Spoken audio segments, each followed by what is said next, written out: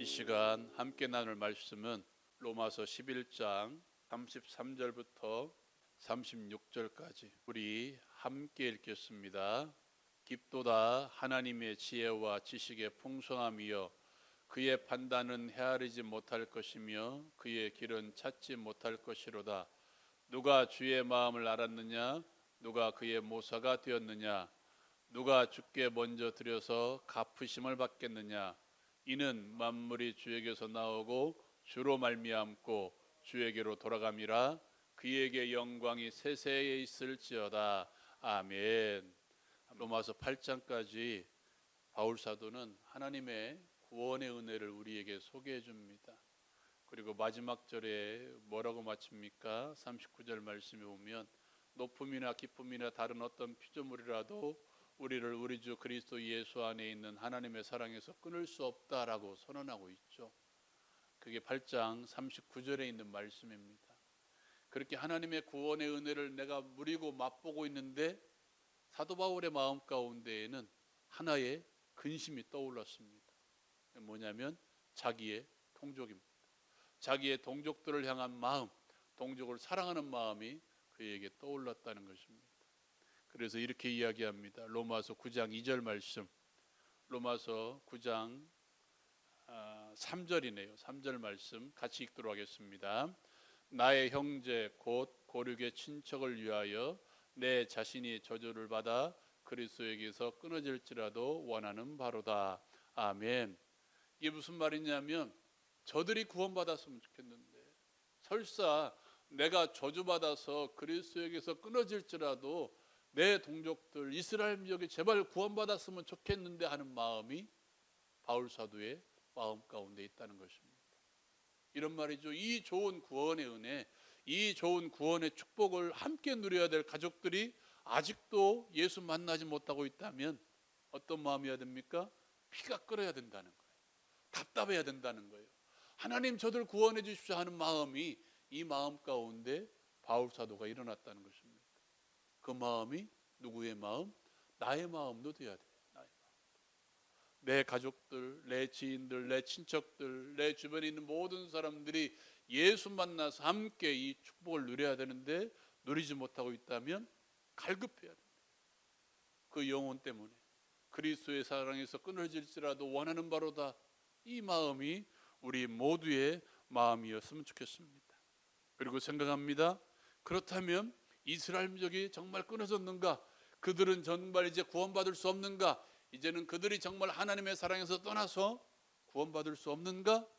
바울 사도는 하나 깨닫습니다. 9장 8절 말씀입니다. 9장 8절 말씀 같이 읽겠습니다. 시작. 곧 육신의 자녀가 하나님의 자녀가 아니요 오직 약속의 자녀가 씨로 여기심을 받느니라. 아멘. 이게 무슨 말이냐면 7절 말씀부터 보면 9장 7절 말씀부터 보면 아브라함의 씨가 다 그의 자녀가 아니라는 거예요. 이스라엘 민족들의 이 관습대로 하면 아브라함의 장자는 이스마엘입니다. 하갈에서 난 이스마엘. 그런데 그것이 아니었다는 거예요. 하나님께서는 이스마엘에게 그 장자의 특권이 이어가게 한 것이 아니라 이삭에게 장자의 권한을 이어받게 하신 것입니다. 왜 그렇습니까? 하나님께서 그렇게 약속하셨기 때문에. 하나님이 이삭이 아브라함의 씨라고 약속하셨기 때문이라는 것입니다. 그것을 통해 볼 때 육신의 자녀의 혈통을 이어받아서 구원을 받는 것이 아니라 하나님의 약속이 이어진다면, 더 다른 말로 하나님의 약속을 믿는다면 그 영혼이 구원받을 수 있다는 것입니다. 이스라엘의 혈통이라고 해서 구원받는 것이 아니라 아브라함의 씨라고 해도 약속을 믿지 않냐면 구원받을 수 없고 약속을 믿으면 구원받을 수 있다는 것입니다. 우리 식대로 풀어볼까요? 내 부모가 믿었다고 해서 내가 구원받는 게 아니라는 거예요. 내 자녀가 믿었다고 해서 그 믿음으로 내가 구원받는 게 아닙니다. 내 아내의 믿음으로, 내 남편의 믿음으로 내가 구원받는 것이 아니라 나도 어떻게 해야 돼요? 약속을 믿어야 돼요. 하나님의 약속을 믿으면 나도 구원받을 수 있다는 것입니다. 혈통의 문제도 아니고 혈육의 문제도 아니고 가문의 문제도 아니고 가족의 문제도 아니라 약속을 믿느냐 믿지 않느냐에 따라서 내가 구원받을 수 있는 것입니다. 그것이 어떻게 이루어집니까? 로마서 9장 16절 말씀입니다. 같이 한번 읽어볼까요? 로마서 9장 16절 말씀 같이 읽겠습니다. 시작. 그런즉 원하는 자로 말미암음도 아니요 다른 박질하는 자로 말미암음도 아니요 오직 긍휼히 여기시는 하나님으로 말미암음이니라. 아멘. 이 말씀 기억하시기 바랍니다. 그 약속을 믿는 자들에게 뭐가 임합니까? 하나님의 긍휼이 임합니다. 다시 말하면 구원의 역사는 뭐부터? 하나님이 불쌍히 여기시면 이루어진다는 거예요. 하나님이 긍휼히 여기실 때 내가 구원받을 수 있다는 것입니다. 내 가족도 하나님이 긍휼히 여기시면 그의 마음 가운데 뭘 주셔서 믿음을 주셔서 그를 구원받게 하신다는 것입니다. 사랑하는 여러분, 그 대표적인 사람이 누구입니까? 말씀 가운데 여러분 성경을 어디로 펴 있냐면 9장으로 옮겨 보십시오. 9장 13절 말씀에 보면 이렇게 이야기합니다. 기록된 바 내가 야곱은 사랑하고 에서는 미워하였다 하심과 같으니라 라는 말씀이 9장 13절에 기록되어 있어요. 아까 말했듯이 여러분 에서가 이삭의 장자입니다. 그러면 장자권은 누구에게 가 있어야 됩니까? 하나님의 계보는 야곱에게 흘러가는 것이 아니라 에서에게 흘러가야 돼요. 근데 뭐라고 이야기합니까? 기록된 바 내가 야곱은 사랑하고 에서는 미워했다 하심과 같으니라 라고 말씀하고 있습니다. 이게 말라기 말씀이에요. 긍휼하심이 누구에게 임한 거예요? 야곱에게 임한 거예요.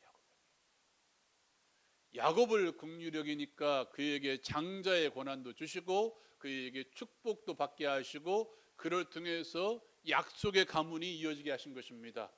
만약 에서를 긍휼히 여겼다면 동일하게 되겠죠.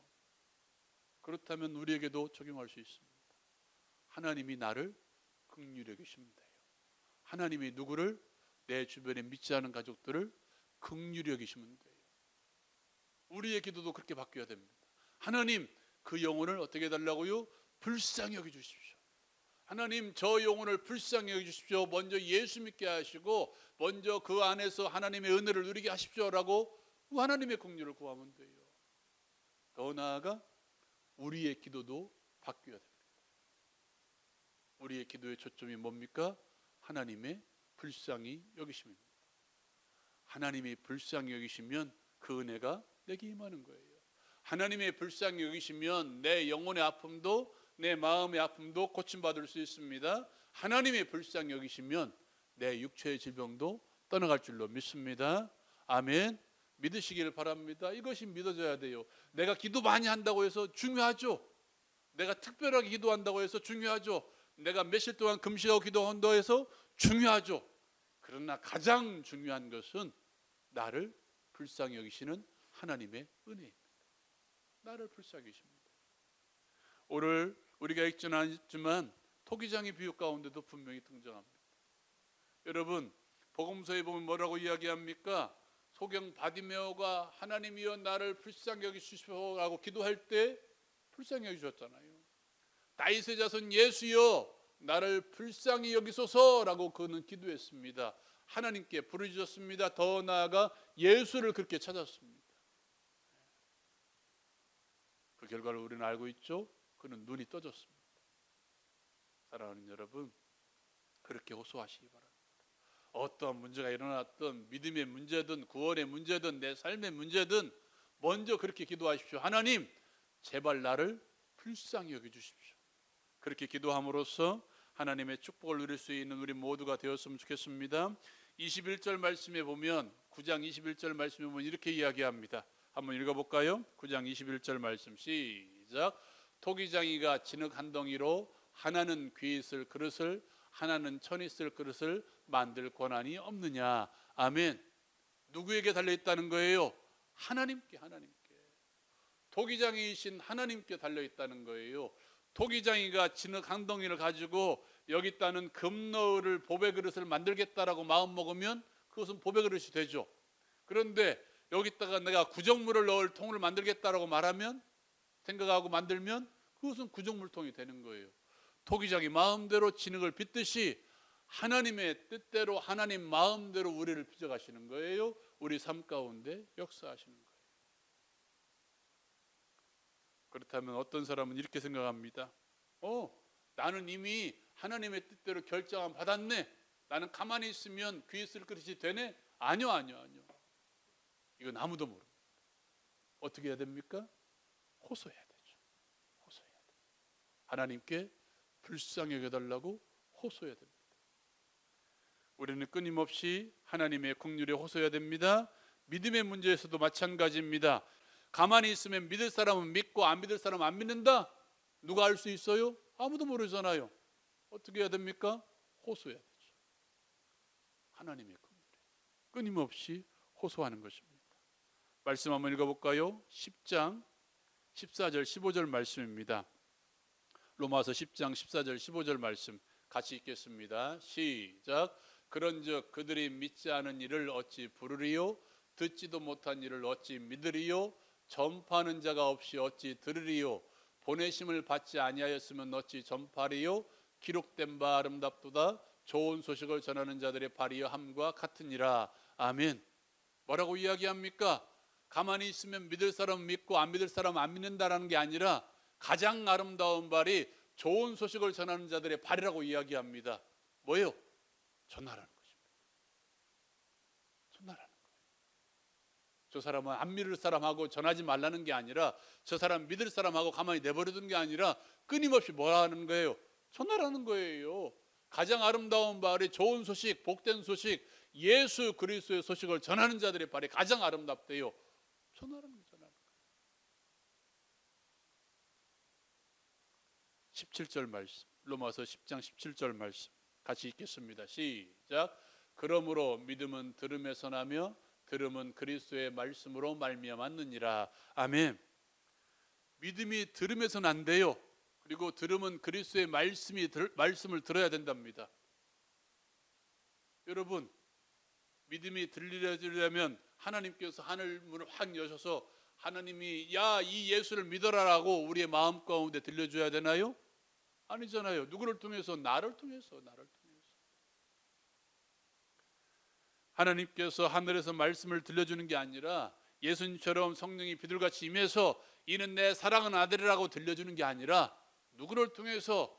전하는 자를 통해서 들려줘야 되죠. 전하는 자가 누구입니까? 먼저 믿은 우리. 나를 통해서 복음의 소식이 전해져야 돼요. 나를 통해서 내 사랑하는 자들에게, 내 가족들에게, 내 이웃들에게, 내 친구들에게 끊임없이 복음의 소식이 들려져야 돼요. 그 발이 아름답다는 거예요. 그 발이.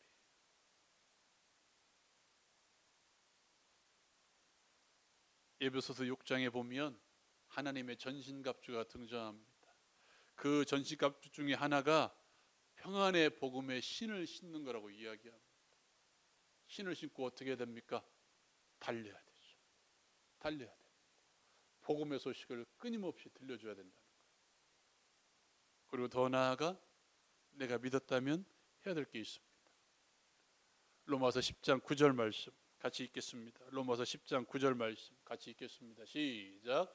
내가 만일 내 입으로 예수를 주로 시인하며 또 하나님께서 그를 죽은 자 가운데서 살리신 것을 내 마음에 믿으면 구원을 받으리라. 아멘. 무슨 문제입니까? 믿음의 문제입니다. 믿는 자는 어떻게 합니까? 입으로 시인합니다. 내가 육신의 혈통으로 구원받는 것이 아니라 하나님이 예비하신 구원의 역사를 나는 받을 운명이 있어서 나는 구원받는 게 아니라 나는 받을 운명이 없어서 구원받지 못하는 것이 아니라 어떻게 해야 된대요? 내가 만일 내 입으로 예수를 주로 시인하면 또 하나님께서 그를 죽은 자 가운데서 살리신 것을 네 마음에 믿으면이라고 이야기해요. 네 마음. 뭐예요? 내면적으로 내 마음 가운데 예수를 믿는 마음. 그리고 입으로는 항상 어떻게 시인하는 겁니다. 예수는 나의 구원자다. 예수는 나의 구원자다. 예수는 나의 주인이다. 이뿐만 아니라 무엇으로도 내 눈으로도 예수의 구원자 되심을 시인하는 것입니다. 내 입술로도 내 손으로도 내 발로도. 우리가 로마서 6장에서 살펴보았던 것처럼 나의 지체를 의의 무기로 하나님께 드리는 삶을 사는 것. 내 마음 가운데 예수님을 구원자로 시인하는 사람, 믿는 사람들은 입으로 시인할 수밖에 없어요. 왜? 답답해서. 내가 시인하지 않으면 내 마음 가운데 불릴 듯 일어나는 이 답답함 때문에 그는 시인할 수밖에 없다는 것입니다. 사랑하는 여러분, 그러므로 끊임없이 시인하고 살아가시기 바랍니다. 나는 구원받았다라고 증거하십시오. 말씀 한번 읽어볼까요? 10장 18절 말씀, 11장 18절 말씀 같이 읽겠습니다. 시작. 그 가지들을 향하여 자랑하지 말라. 자랑할지라도 내가 뿌리를 보존하는 것이 아니요 뿌리가 너를 보존하는 것이니라. 아멘. 무슨 말인가요? 우리는 예수라는 포도나무에 접붙임 받은 사람들입니다. 우리는 원래 하나님의 백성이 아니었던 사람인데, 우리는 이 성경의 표현대로 하면 돌감나무, 들에서 자라는 돌감나무였는데 예수라는 참 감람나무에 붙임 받은 사람입니다. 그렇다면 우리가 자랑할 게 있나요? 없죠. 예수라는 그 하나님의 은혜가 나에게 임해서 내가 믿고 구원받았으므로 나는 자랑할 것이 없대요. 그러므로 내가 정말 예수를 믿는다면 자랑하지 마십시오. 끊임없이 자랑하지 마십시오. 이게 우리의 삶의 모습이어야 됩니다. 우리가 이게 입으로 시인하는 것. 다른 게 입으로 시인하는 것이 아니라 우리의 삶에서 모든 것을 가지고 자랑하지 않는 삶을 살아가는 것. 그 사람들은 또 이렇게 이야기합니다. 로마서 11장 20절 말씀 같이 읽도록 하겠습니다. 로마서 11장 20절 말씀 같이 읽겠습니다. 시작. 옳도다. 그들은 믿지 아니함으로 꺾이고 너는 믿음으로 섰느니라. 높은 마음을 품지 말고 도리어 두려워하라. 아멘. 무슨 말인가요?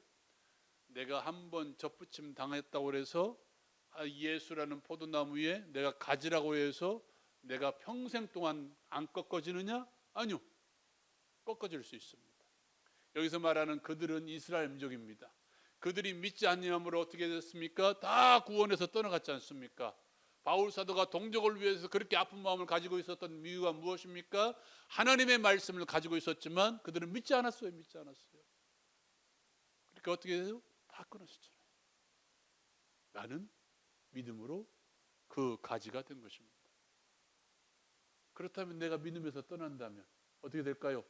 나도 끊어지죠. 그러므로 우리는 어떻게 해요?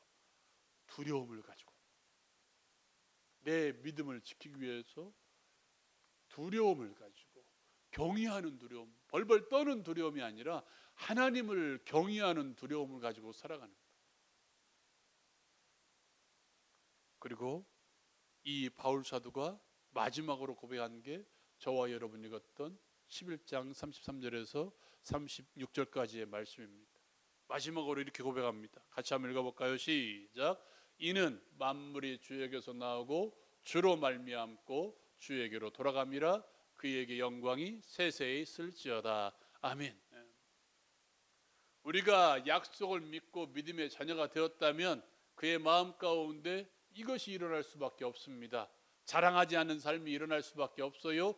두려워함이 일어날 수밖에 없어요. 끊임없이 복음을 전하는 삶을 살 수밖에 없어요. 마지막으로 모든 것은 하나님께 영광.